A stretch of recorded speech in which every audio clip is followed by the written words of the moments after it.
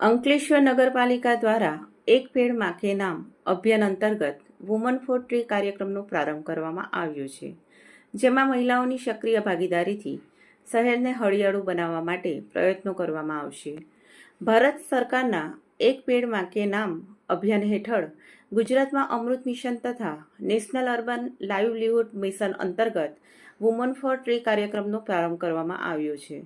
અંકલેશ્વર નગરપાલિકા દ્વારા આ કાર્યક્રમનો શુભારંભ પ્રમુખ લલિતાબેન રાજપુરોહિત અને સીઓ કેશવલાલ કોલડિયા હસ્તે કરવામાં આવ્યો હતો.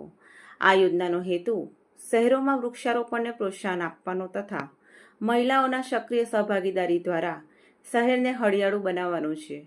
મહિલા મંડળોને એકત્રિત કરી શહેરના વિવિધ વિસ્તારોમાં વૃક્ષોનું રોપણ અને તેના જતન માટે જવાબદારી આપવામાં આવી છે. આ કામગીરી માટે નગરપાલિકા દ્વારા મહિલાઓને વળતર પણ ચૂકવવામાં આવશે.